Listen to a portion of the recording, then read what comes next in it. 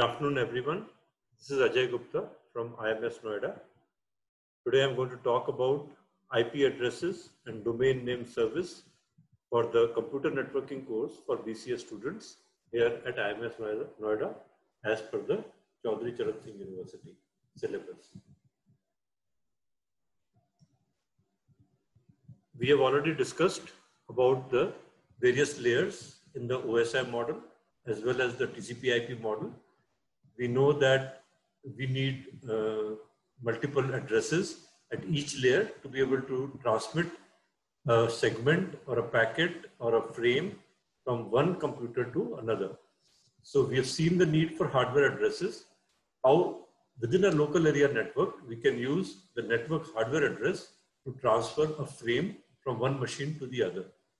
But we saw also that in the TCP/IP model especially, and also in the OSI model as indicated, that the network layer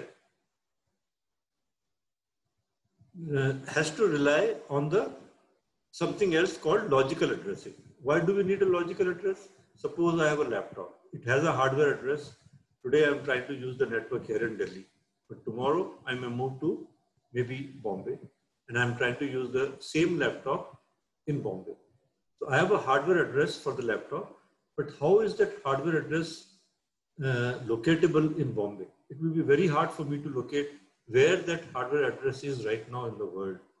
So keeping that in mind, we need to know where the computer is by assigning it some kind of a logical address or wherever the network is. So communication at the network layer is a host to host, computer to computer communication, and a computer somewhere in the world needs to communicate with another computer somewhere else in the world, and hardware address is not going to be locatable easily. But I need some address which I know that if that address is the address of the machine, it is located in that geographical area. So I need some kind of entity to link the geographical location to the address. So communication is done through internet, and internet, as we have already studied, is a network of networks. So once we have a network of networks and I have a machine which can go across the networks, then I need some address which can communicate data across the networks. And that is what the network layer does, and it is called as a packet. So the packet transmitted by the sending computer may pass through several LANs or WANs before reaching the destination computer. For this level of communication, we need a global addressing scheme, and that is called logical addressing. This address is referred to as internetworking protocol address. Okay, so we use the term IP address to mean a logical address in the network layer of TCP/IP protocol suite. Using this IP address, we can connect from one computer to the other at the network layer level. So these addresses are referred to as, today we call them IP version 4 because that is the fourth version of the internet protocol. Internetworking protocol address, and or we just call it simply IP address so that there is no confusion. Later on, we will see that there is a new version of IP addresses also, which is called IP version 4. Okay, but we'll keep that in mind that there is a new version also available, but most of the addresses today are still IP version 4, right? So IP version 4, it is a 32-bit address that is unique and universally defines the connection to a device. So once I say unique, that means every device need to have an IP address. This IP address is called IP version 4 address, and is 32 bits long. So this is unique and universal. So how many possible addresses I can generate using that? Because each place can be occupied by 0 or 1. So it is two different options available to me, and there are 32 bits. So 2 raised to 32 are the different options which I can have for a 32-bit address. That gives me this figure, which is roughly 4.3 billion addresses. So you would say that, oh, 4.3 billion should be a huge number. But today the internet has more than like 20 billion devices already connected. How are these devices connected? Using only 4.3 billion addresses, we will see. We use IP version 6, and we also use some other schemes to connect the machines together using IP addresses. So we have this 32-bit IP address, and that is how the 32 bits are divided. They are divided into 4 bytes of 8 bits each, And these 8 bits, we take the numerical value of as represented in the binary arithmetic for these 8 bits. For example, this has all bits zeros and a 1 in the most significant bit, or in the 8th position. This is 2 raised to 7, which is 128 plus 0 plus 0 plus 0. That gives me the value 128. So this is a 1 in the 8th position, a 1 in the 2 position, and a 1 itself. So that is 8 plus 2 plus 1. 8 is 2 raised to 3 plus 2 raised to 1 plus 2 raised to 0. So that gives me the address 11, the number 11. So what is the maximum value this number can have? I can make all bits 1, and the maximum number possible for an 8 bit is 255. And what is the minimum possible? That is 0, right? So this number can vary from 0 to 255. And I separate all the 4 bytes, that is 8 bits of data, so 32 bits, by a dot. So there is 128.11.3, this is 3, 1 and 1, dot 31. So this is called as the dotted decimal notation and binary notation for an IP version 4 address. So this is how an IP address is defined. So most of you must have seen or heard about IP addresses like 192.168.0.1 and so on and on. So these are all IP addresses which are defined. And these IP addresses have to be present in any computer that is communicating, right? Without an IP address, that means the computer doesn't have an address. So it is very hard for any computer who does not have an IP address to communicate. Let us take a few examples. So we have this 10000001, which is 128 plus 1, which is 129, right? You see this value? And this is again 8 plus 2 plus 1, 11, that is 11 and 11. And this is 128 plus 64 plus 32 plus 16, 8 plus 4 plus 2 plus 1. So this is 255 minus 32. Oh, sorry, 255 minus 16. 255 minus 16, that gives me 239, right? So this is the value 239. Like that, I have another value here, 11, that is 128 plus 64 plus 1, which is 192 plus 1, 193, and so on. So this is 16 plus 8 plus 2 plus 1, so that is 27, right? This is how the 32-bit binary addresses are converted into this form, dotted decimal, and there are 4, this thing, IP version 4. So it's called dotted decimal binary notation for an IP version 4 address, right? That is how it is represented. And we can do the reverse also. Given the IP address in the decimal dotted form, we can convert it into binary form, which is all zeros and ones. So decimal dotted converted to again binary. So again, these numbers are calculated and substituted and put here. So this is another example of how to interconvert IP addresses. Now, there are some things which are not allowed. For example, you cannot have a trailing 0. There must be no leading or trailing zeros to the number itself. Second, you cannot have more than 4 such decimal numbers, because we have only 32 bits for the address. This would mean it has 40 bits, which is wrong representation.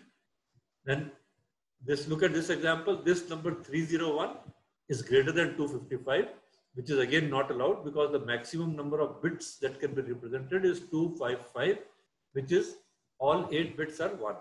If all 8 bits are 1, the maximum number we get is 255.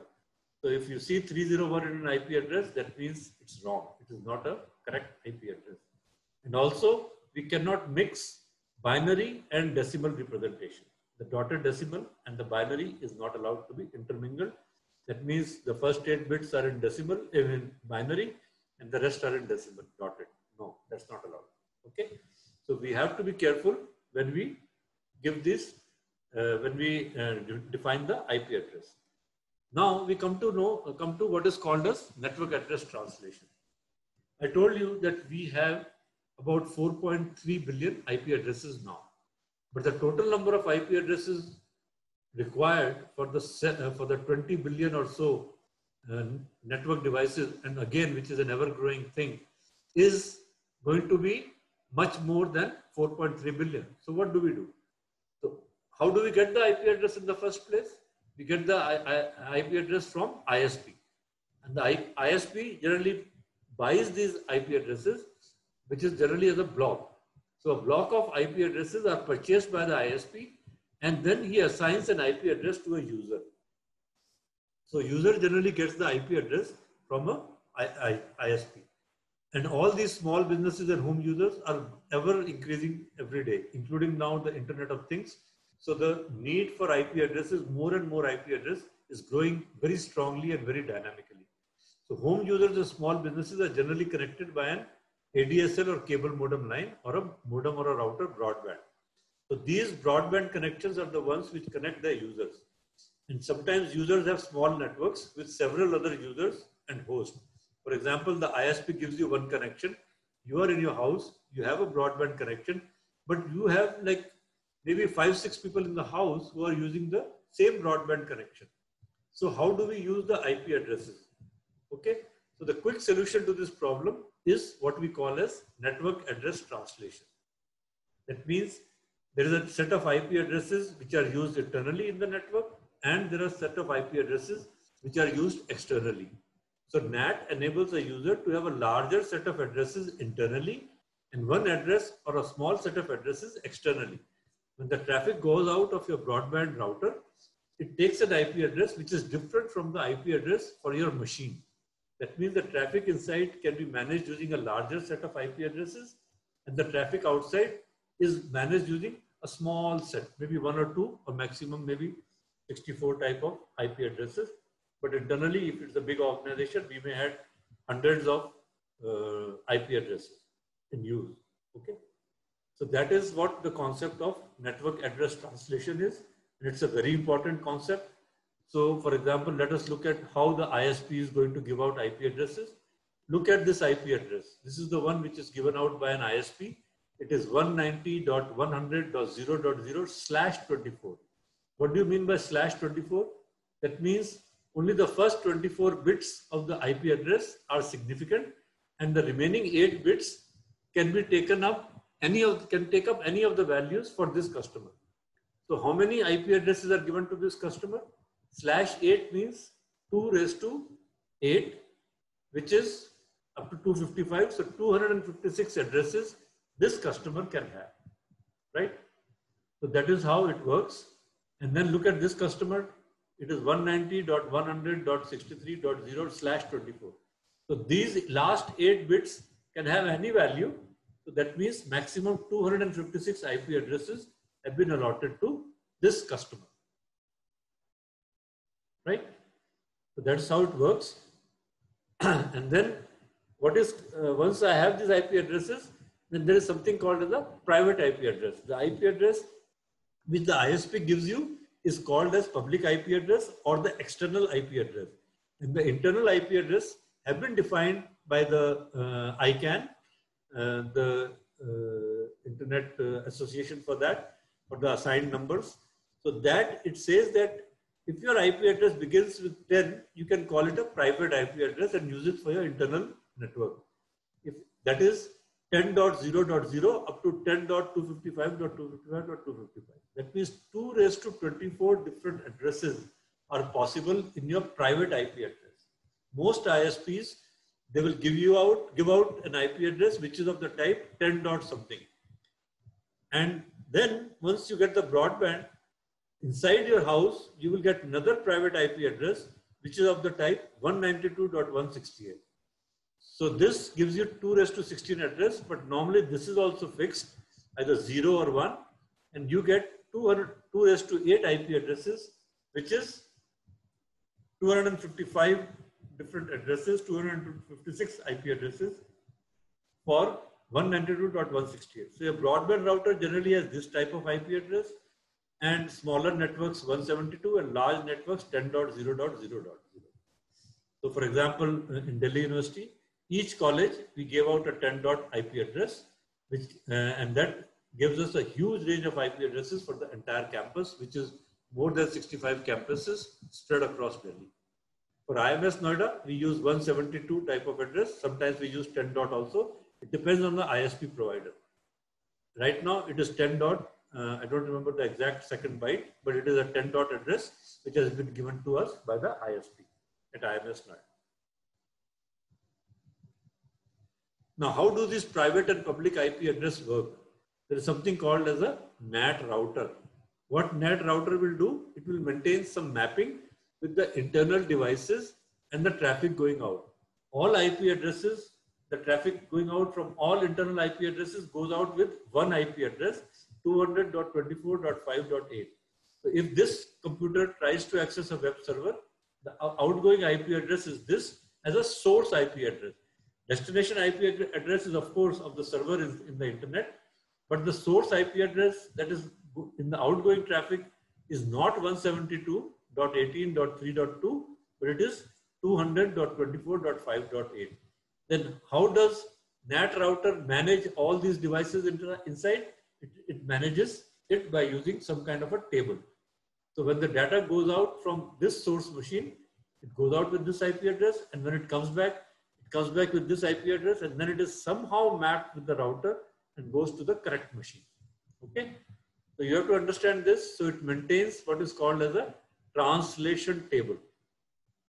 This translation table helps you maintain, like if there are multiple 25.8.2.10, these are this is the outgoing source address, and destination is .3.1. So then this is internally it maintains these kind of tables, right? So let's look at how a NAT table will look. This is how a NAT table looks. If there are multiple source computers, A, B, C, D, each one of them has a 10.5 address, which is a private IP address, and which is the source IP address, and uniquely identifying the machine, and it is assigned a port number which is attached to the outgoing traffic. So when the outgoing traffic goes out, it goes out with this address and this source port number.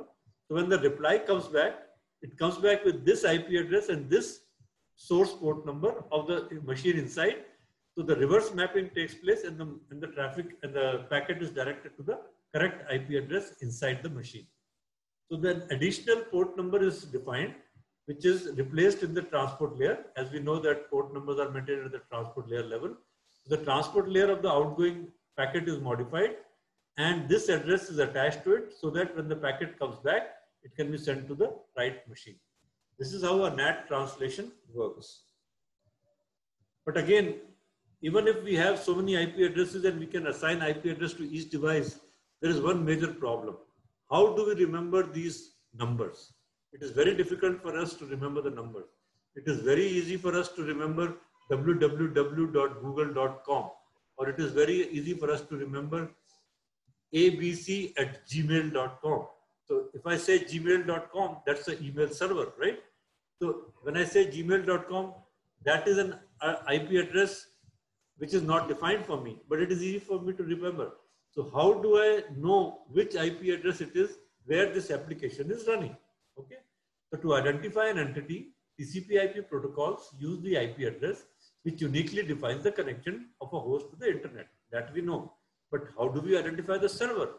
Since there are several applications in the application layer of the internet model that follow client-server paradigm, a user may need to access the service for service. So people prefer to use names which are mnemonic. What is mnemonic? Like gmail.com is very easy for me to remember. But if I have to remember numbers, it becomes difficult instead of numerical addresses. So therefore, we need a system that can map a name like gmail.com to an IP address. That concept is called domain name service. Essentially what it means is that gmail.com is a domain, and that represents an IP address, and that IP address is given to me by what is called as a domain name server, who provides this domain name service, right? Called DNS in short. So this is the example of DNS. I have the application layer where my SMTP client or the simple mail transfer protocol client is sitting. I write the application layer, or I use a browser, and then I say send out a email to this gmail.com, so this or wonderful.com, and I have a DNS client running at the application layer. This guy, DNS client, goes out and catches another DNS client and tries to see if this address can be obtained from the DNS client, which is sitting on the server of wonderful.com. So this guy replies back with an IP address, which I get, and I pass it on to my application layer. And once I get the IP address, then I can make segments and pass it on to the transport layer. That's please send email to this IP address, and this is the username, right? So that is how this application layers, they get the IP address by doing a DNS query, right? DNS is simple domain name system or server, and SMTP is simple mail transfer protocol for the email that we are trying to do. Same thing we can think of a website. When we access a website, we have a browser, and when we enter a URL, the domain of the URL, maybe google.com, has to be resolved for IP addresses, and exactly the same procedure is followed. This is the DNS client which is in my network. This is the DNS client of the server google.com, right? But how does this client know where to go? We'll see the hierarchical structure of the DNS and how it is organized. Okay, so to be unambiguous, the names assigned to machine must be carefully selected from a namespace. This namespace is given to each domain. It can be .com, .edu, google.com, or some university, or Indian websites have generally .in, country websites, .au for Australia, and so on. So these namespaces have to be defined with complete control over the binding between the names and IP addresses. And once we say a .in server, that means it's a server located in India in some domain, right? And it will have an IP address, and I have a DNS server which will map this name to the correct IP address. And this is a hierarchical in nature. To have a hierarchical namespace, a domain namespace was designed. So this was the earlier design, that we will design this in a hierarchical way. In this design, the names are defined in an inverted tree structure. There's an inverted tree structure with a root at the top, and then all the branches coming down. But the tree can have only 128 levels. The maximum level that is allowed in a DNS root domain is 128 levels, where level 0 is the root and the maximum level possible is 127. Of course, even 127 is a very huge number. We don't have to worry about that. So this is how the inverted tree structure will look like. This is the root node. Sorry. And I have different like level 1 or excuse me, top level domain servers, .com, .edu, .org, .ad, and so on. This is level 1, then level 2, level 3, and so on. And I can maximum level I can go on is to 127. This is how the domain namespace is defined, and this is the root server. Who maintains this root server? I had mentioned earlier, these root servers are maintained by Internet Society, and these are maintained by ICANN and things like that. So this server, root server, how many such root servers are there in the world today? We have 13 root servers which are located in different continents, okay? And they cover the entire world. And these are called top level domains, .edu, .com, and so on. And the root servers are more or less replica of each other and are updated continuously. There are new domains coming every day, many hundreds of domains, and there are domains which are going out extinct also. So these networks, these top level domains maintain the entire network, and root domain servers are always there. So if I have a query, this guy wants to know some IP address in edu domain, he goes up this level, up to the root domain, then is directed to .edu, comes down here, looks for the thing, and keeps going down till it finds the correct path, and then gets the IP address and returns back to the DNS client, and that is how the IP addresses are provided. Okay, so I can, at the first level, I have .edu, which is a label. At second level, I could have .fhda.edu. I can have a third level, atc.fhda.edu. These are all domain names, and they can be at different level. Level 1, level 2, level 3, level 4, and so on. Maximum 127. And these are referred to as labels at each level. Okay, this is the domain names and labels. And the hierarchy of computers, the servers which provide the DNS service is like this. There's a root server, root domain server, which is maintained by the internet controlling bodies. And then we have the different servers at the top level domain, US server.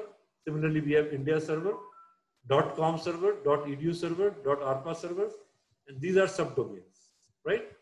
So those are the way the hierarchy of root server works. And once we have this root server in place, what is our main objective? We want to do name resolution. That means when we type so-and-so at gmail.com, we want to resolve gmail.com into the IP address, because once the packet reaches that machine, then it will be put in the mailbox of the correct user or the person we are trying to send email to. Okay. So the name resolution, the resolution of name to an IP address is referred to as the name resolution. So the mapping of a name to an address or an address to a name is called name resolution. DNS uses two types of messages. So the DNS client that is present in your domain meaning say imsnoida.com, it will send out a query to get the IP address of whatever you are trying to get, maybe gmail.com. Some repetitive queries it will save locally, but most of the time the traffic goes out. There are two types of queries possible, recursive and iterative. We will see that when we do DNS in detail. So query and the response for the name resolution. And these query and response messages have the same format. We will look at the formats and things like that when we go into the details of DNS. But in this video, I'm just trying to familiarize yourself with what DNS is all about and what is an IP address and how the mnemonic names are mapped to IP addresses and IP address to mnemonic names. Okay. So the query message consists of a header and question records. The response message consists of a header, question records, answer records, authoritative records, and additional records. We need the authoritative records because someone has to be sure about what the IP address is, and that is given by the authoritative records. And the answer is contained in what is called as the resource record. So RRs of the resource records are the ones which are there in the response, and new domains to DNS are added through a registrar. So if I am setting up a new domain today, I approach a registrar. Of course, there are agencies in India. We don't have to go directly to ICANN who give me a domain name and map it to a DNS entry, which is fed into the local DNS server. And this registrar, after charging a fee, or the local agency in the country in India, they will give me a domain name, and I can use it. I can map it to a fixed IP address, so that if I put a web server or something with that domain name, everyone can access it, right? So this is just an exposure of you to what the IP addresses are, how they operate at network layer, and what DNS service, how they help resolve the mnemonic names to IP addresses. Thank you so much.